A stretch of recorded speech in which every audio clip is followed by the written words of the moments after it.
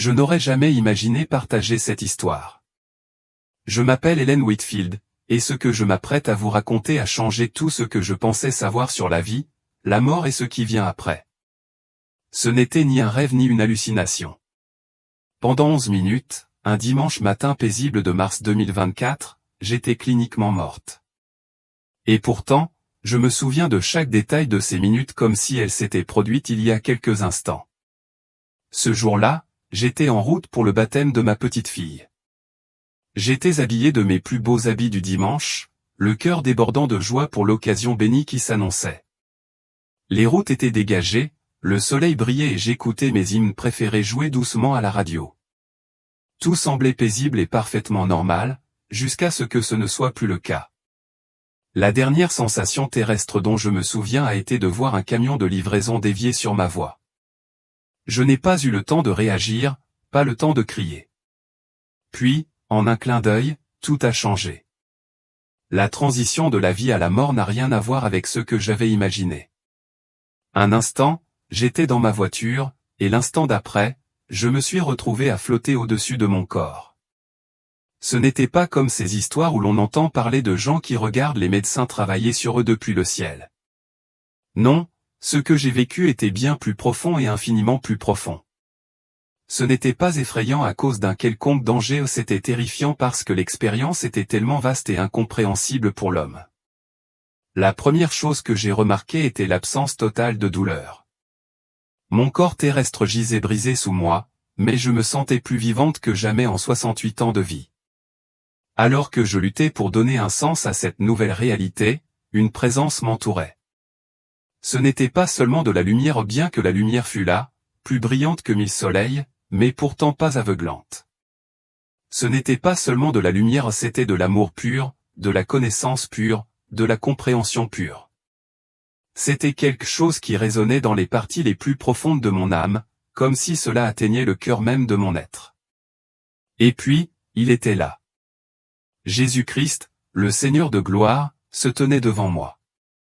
Sa présence était à la fois familière et indescriptible, une vision qui dépassait tout ce que j'aurais pu imaginer. Ses yeux, aussi profonds que l'éternité elle-même, contenaient un amour si puissant que si j'avais encore été dans mon corps, cela m'aurait brisé. Mais dans mon état, je pouvais le supporter à peine. Hélène, prononça-t-il mon nom, et ce seul mot m'a permis de mieux me connaître que je n'en avais jamais compris de toute ma vie. J'ai beaucoup à te montrer sur ce qui va arriver. Ce qui a suivi n'était rien de moins qu'extraordinaire. Jésus a commencé à me révéler la nature de nos corps de résurrection, et ce que j'ai appris était plus impressionnant et, oui, plus terrifiant dans sa gloire, que tout ce que j'aurais pu imaginer. Il m'a montré comment nos corps terrestres sont comme des graines, comme l'a écrit Paul dans Corinthiens. Mais je n'ai pas seulement entendu ces mots, je les ai vus se dérouler d'une manière que les mots peuvent difficilement exprimer. J'ai été témoin de la transformation qui attend les croyants, et c'était à la fois magnifique et bouleversant. Ces nouveaux corps ne sont pas simplement des versions améliorées de nos formes terrestres. Ils sont quelque chose de complètement différent, mais pourtant fondamentalement nous. Observez attentivement, a dit Jésus. Et alors que je le faisais, j'ai vu devant moi ce qui semblait être un corps humain ordinaire.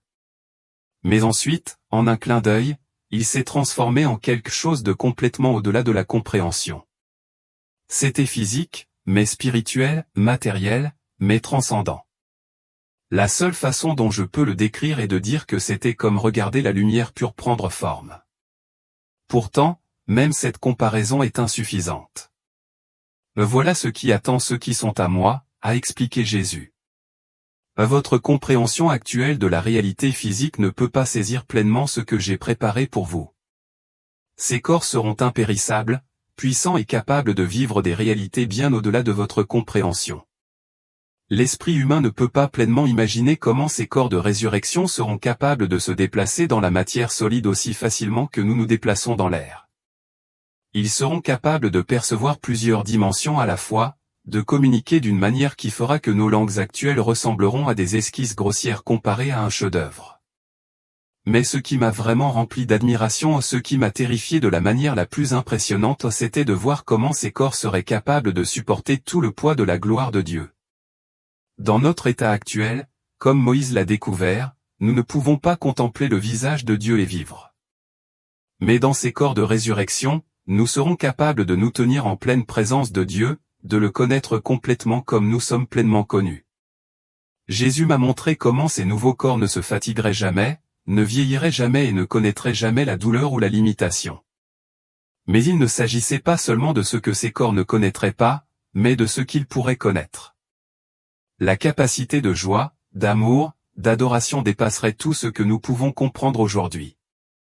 Ce serait une expérience d'union divine si profonde qu'elle éclipserait toutes les joies terrestres que nous avons jamais connues. Vos corps actuels, expliqua Jésus, sont comme des gobelets en papier qui tentent de contenir l'immensité d'un océan. Mais ceux-ci, et il fit un geste vers les êtres transformés dont j'étais témoin, peuvent contenir la plénitude de la gloire que j'ai destinée à mes enfants. Ce que je vis ensuite dépassait l'entendement.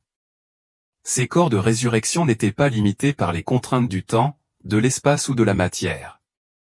J'observais avec émerveillement ces êtres parcourir instantanément de vastes distances, non pas par des moyens mécaniques, mais par ce que je ne peux décrire que comme une volonté pure, parfaitement alignée avec les desseins éternels de Dieu. Ces corps pouvaient percevoir simultanément non seulement les plus petites particules subatomiques, mais aussi les plus grands événements cosmiques. Ils voyaient le passé, le présent et l'avenir comme un tout harmonieux, tissé dans la grande et belle tapisserie de l'existence de Dieu. Le temps lui-même, que nous avons si souvent du mal à saisir, n'avait plus d'emprise sur eux. La façon dont ils expérimentaient la réalité était différente de tout ce que j'avais connu à un éternel maintenant, où chaque instant était plein de sens et de but. Mais ce qui m'a le plus frappé, c'est ce que Jésus a révélé ensuite. Il m'a montré comment ces corps adoreraient Dieu d'une manière que nos formes actuelles ne peuvent même pas commencer à imaginer. J'ai vu des êtres dont les louanges existaient dans plusieurs dimensions à la fois. Leur adoration n'était pas seulement du son, pas seulement du mouvement, mais une expression complète et holistique de tout leur être, résonnant dans chaque atome de la création. Chaque note, chaque geste, était un reflet parfait de leur amour pour Dieu, si pur qu'il transcendait notre compréhension de ce que peut être l'adoration. C'est pourquoi Paul ne pouvait qu'évoquer ces vérités, a dit Jésus. Le langage humain ne peut pas les contenir. Même maintenant, alors que vous revenez, vous aurez du mal à exprimer ce que vous avez vu. Il avait raison. En racontant cette expérience, je ressens le poids de ses limites. Comment les mots peuvent-ils rendre justice à ce que j'ai vu? Comment expliquer les couleurs à quelqu'un qui ne les a jamais vues? Comment décrire la musique à quelqu'un qui ne les a jamais entendues? C'est une tâche impossible, et pourtant, je dois essayer. Je ne peux vous donner que des fragments de ce que j'ai vu, et pourtant ces fragments sont plus que suffisants pour tout changer. Jésus a continué à me montrer davantage, révélant comment ces corps de résurrection conserveraient nos identités individuelles tout en étant parfaitement unis à tous les croyants. C'était comme si nous faisions tous partie d'une magnifique symphonie, chacun de nous étant un instrument distinct, jouant pourtant en parfaite harmonie, contribuant à un son si beau qu'il me faisait pleurer. J'ai vu comment nous pourrions partager des expériences, des souvenirs et une compréhension instantanée sans perdre nos perspectives uniques. C'était une unité sans pareille, une unité qui transcendait tout ce que j'aurais pu imaginer. Mais il y avait encore plus. Jésus m'a révélé le lien profond entre ces corps et la nouvelle création qu'il a promise. J'ai vu comment ces corps transformés seraient parfaitement en harmonie avec les nouveaux cieux et la nouvelle terre. Ils apprécieraient et participeraient pleinement à chaque aspect de la création renouvelée de Dieu. La relation entre ces corps et leur environnement dépassait tout ce que j'aurais pu imaginer. C'était comme s'ils étaient à la fois distincts et complètement intégrés à la création elle-même, dans un équilibre parfait qui parlait de la sagesse et de la beauté infinie de Dieu. « Souviens-toi, m'a dit Jésus, ce que tu vois maintenant n'est qu'un aperçu. Même cela est filtré par ta capacité actuelle à comprendre. La réalité sera bien plus glorieuse que tu ne peux l'imaginer. » Il m'a ensuite montré comment ces corps de la résurrection vivraient des relations d'une manière que nous ne pouvons pas comprendre actuellement. La profondeur de l'amour, de la compréhension et de la communion entre les croyants serait si riche, si complète, que même nos liens terrestres les plus forts pâliraient en comparaison. Ces relations ne diminueraient pas notre lien avec Dieu, mais le renforceraient au contraire. Chaque relation reflèterait et magnifierait sa gloire de manière unique et belle, créant une unité qui ne ferait qu'accroître notre adoration et notre joie. Et puis, Jésus a révélé quelque chose qui m'a amené à ce que je ne peux décrire que comme des larmes spirituelles, comment ces corps de résurrection conserveraient les souvenirs de nos vies terrestres, mais transformés et rachetés. Chaque épreuve, chaque moment de douleur, chaque lutte serait vue à la lumière du plan parfait de Dieu. Ces souvenirs ne seraient plus des sources de chagrin ou de regret, mais augmenteraient plutôt notre joie et approfondiraient notre adoration. Chaque moment de souffrance serait racheté, compris d'une manière qui ne ferait qu'amplifier notre gratitude pour l'amour éternel de Dieu. C'est pourquoi Paul a dit que les souffrances présentes ne valent pas la peine d'être comparées à la gloire qui sera révélée, a expliqué Jésus. Vu à travers le prisme de l'éternité, même nos moments les plus sombres seront transformés en chants de louange. Les épreuves auxquelles nous avons été confrontés ne seront qu'un lointain souvenir, éclipsés par la beauté écrasante du royaume éternel de Dieu. Et la joie, oh, la joie! La joie que j'ai vue était si intense, si complète, qu'elle a bouleversé ma conception actuelle du bonheur. Ce n'était pas seulement une émotion passagère, c'était un état d'être qui imprégnait tous les aspects de l'existence. La joie dont j'ai été témoin était plus que tout ce que j'avais connu dans ma vie terrestre. Elle était pure, éternelle et complètement épanouissante, une joie qui rayonnait du cœur même de ces corps de résurrection, et cette joie n'était pas contenue où elle se répandait dans le tissu même de la création elle-même. Mais l'aspect le plus impressionnant et le plus terrifiant de tout, et je veux dire terrifiant dans le sens de la sainte révérence, était peut-être la façon dont ces corps reflèteraient et exprimeraient la gloire de Dieu. Chaque croyant ressuscité reflèterait sa gloire d'une manière unique, comme d'innombrables facettes d'un diamant parfait, chacune captant et reflétant la lumière différemment, mais toutes faisant partie du même ensemble magnifique. C'est ce que je voulais dire, dit Jésus, quand je priais pour que mes disciples soient un, comme le Père et moi sommes un. Dans ces corps, vous ferez l'expérience de l'unité sans uniformité, de la diversité sans division. Le Seigneur m'a alors montré quelque chose de si profond que cela m'a laissé sans voix, comment ces corps de résurrection participeraient à la créativité de Dieu d'une manière que nos esprits terrestres ne peuvent pas saisir. Il ne s'agissait pas seulement d'apprécier la création, il s'agissait d'y participer activement, de faire naître de nouvelles formes de beauté, de créativité et d'amour qui honoraient Dieu et apportaient une joie inimaginable à ses enfants. Alors que la fin de mon expérience approchait, Jésus a partagé une vérité finale qui continue de me faire pleurer chaque fois que j'y réfléchis. Il m'a révélé comment nos corps de résurrection seraient parfaitement conçus pour leur but ultime, apporter la gloire à Dieu. Chaque détail de leur conception, chaque fonction et chaque caractéristique était parfaitement aligné avec ce but divin.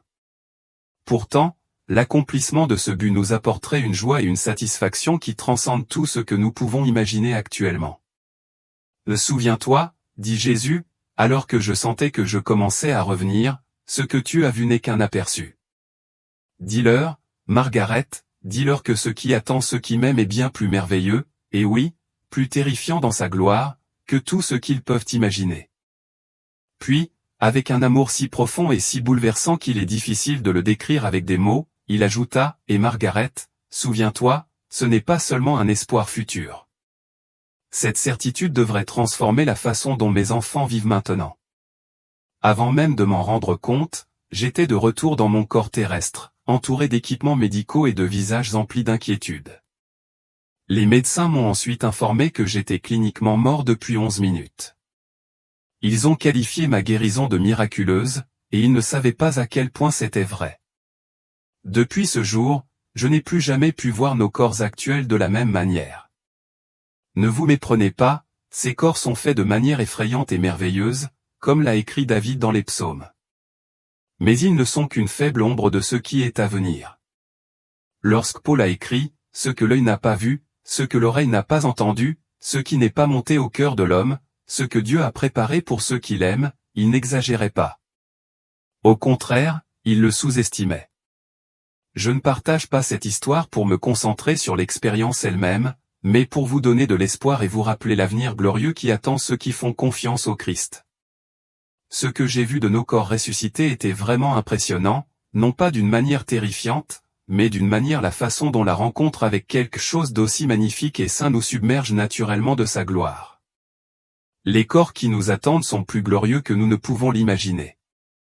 Ils seront parfaitement adaptés à la vie en présence directe de Dieu, capables d'expérimenter et d'exprimer sa gloire d'une manière qui détruirait complètement nos formes actuelles.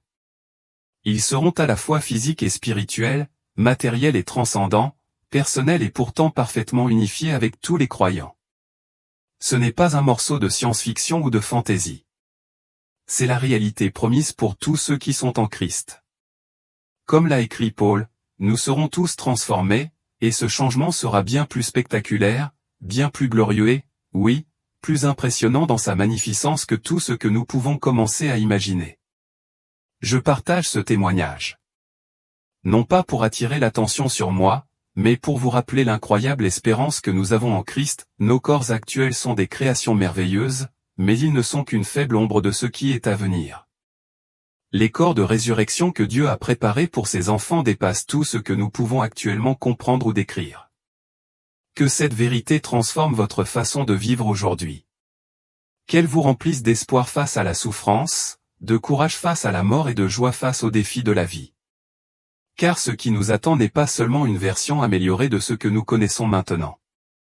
C'est quelque chose de si magnifique, de si glorieux, qu'il transcende complètement notre compréhension actuelle. En terminant ce témoignage, je tiens à souligner que, même si ce que j'ai vu était effectivement terrifiant dans sa gloire, il était également rempli de plus de joie, d'amour et d'espoir que je ne pourrais jamais l'exprimer. Nos corps de résurrection seront parfaitement conçus pour leur but ultime, apporter la gloire à Dieu et expérimenter la plénitude de sa présence pour toujours. C'est l'espoir qui me soutient maintenant. C'est l'avenir qui attend tous ceux qui sont en Christ. Et même si les mots ne parviennent pas à exprimer pleinement ce dont j'ai été témoin, je prie pour que ce témoignage renforce votre foi et vous remplisse d'anticipation pour ce que Dieu a préparé pour ceux qui l'aiment. La prochaine fois que vous entendrez quelqu'un parler du ciel ou de la résurrection, rappelez-vous, ce qui nous attend est bien plus merveilleux, et oui, bien plus terrifiant dans sa gloire, que tout ce que nous pouvons imaginer. Mais ce n'est pas une terreur qui nous donne envie de fuir, c'est une terreur qui nous fait tomber à genoux pour adorer, sachant qu'une telle gloire attend ceux qui sont en Christ. C'est notre avenir. C'est notre espérance. Et c'est plus réel, plus certain et plus glorieux que tout ce que ce monde peut offrir.